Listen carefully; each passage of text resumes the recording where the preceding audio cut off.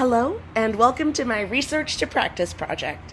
My name is Lonnie Sumrold, and this presentation is for Education 590, Issues in Teaching. This project examines bullying, empathy, and the relationship between the two. My research question for this inquiry is, can building empathy and social-emotional learning into the school curriculum reduce bullying rates? My interest in this topic began during my student teaching, as the school prioritized empathy as a necessary tool for learning. Because feeling safe is critical for student learning, I posit that empathy as prevention of bullying is a preemptive measure to create a safe environment conducive to student success. Before crafting a potential solution to this problem, I created a concise definition of the term bullying. For this project, I define bullying as purposeful behavior that hurts someone physically or emotionally. According to a 2010 study, bullying must be both intentional and systematic. Bullying is often based on a person's identity. For it to be considered bullying, the people involved must be involved in an imbalance of power. For example, a wealthy student may bully a student who cannot afford new clothes. Other targeted identities include race, religion, gender identity, expression, or looks. There are also multiple types of bullying.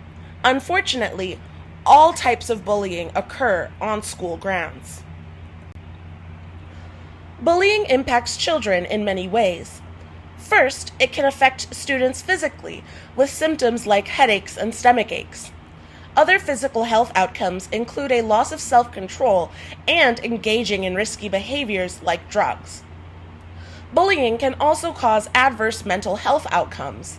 In addition to depression, difficulty sleeping, and suicidal ideation, it can also cause emotional dysregulation, anxiety, and PTSD.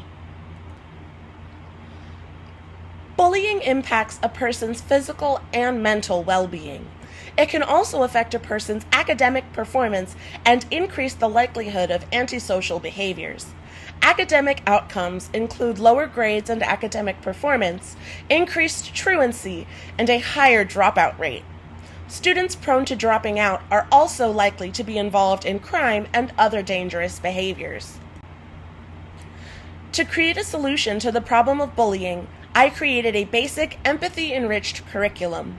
To do this, I had to research and understand its two key pillars: empathy's relationship to bullying and restorative justice. The first pillar of this curriculum is empathy's relationship to bullying. Several studies have shown that low affective empathy, the ability to understand another person's emotions and respond appropriately, is an indicator and predictor of bullying. Suppose children are given ways to increase their affective empathy.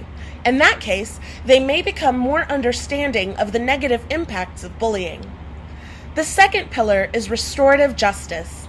Restorative justice is a system in which the victim and offender work together to repair the harm caused by the offender.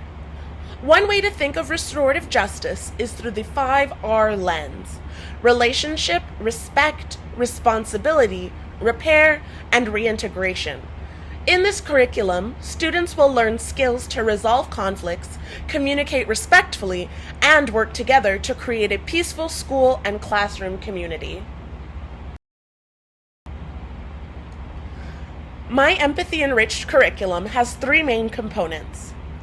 Each teacher will teach 3 lessons that explicitly deal with empathy per week. The class will implement morning or afternoon meetings. During these meetings, students will share what is happening in their lives and encourage their classmates who may be struggling. The teacher will check in with each student weekly to assess the student's absorption of the curriculum material. Students will self-report their happiness and report whether there have been instances of bullying and how students resolved the conflict. The empathy lessons will be about many topics, including exclusion, conflict, body language, facial expressions, and understanding other people's thoughts and feelings. There are many examples of empathy-enriched curricula. Caring School Community and BrainPop's Feelings and SEL curricula are just a few samples. There are 4 steps to this implementation plan. Step 1 is to conduct an empathy pre-assessment. The questions in this pre-assessment should include a space for children to give their definition of bullying and empathy. It should also provide questions about what bullying is and if it is negative or positive. Finally, there should be questions in which students decode facial expressions and body language to understand how people express emotions. After the pre-assessment, the teacher can begin implementing the curriculum and targeted empathy instruction. The 3rd step is to meet with students weekly to assess their progress in the curriculum. Finally, students will take an empathy post-assessment with similar questions to the pre-assessment to compare their scores and inform future curriculum practices.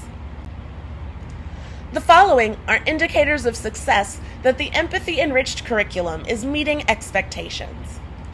Fewer instances of bullying should be reported. Both self-reported and data collected from yard duty and other teachers and staff. Teachers should also measure that students learn and implement restorative justice skills through one-on-one check-ins. Students should also show an increase in interest in their classmates' lives as they begin to empathize with one another. A final measure of success is an increase in the post-assessment scores. If there is an increase in these scores, we can conclude that this empathy-enriched curriculum can help stop bullying. Bullying is a severe form of assault that hurts someone physically or emotionally. This power-based violence can have adverse physical, mental, and academic repercussions.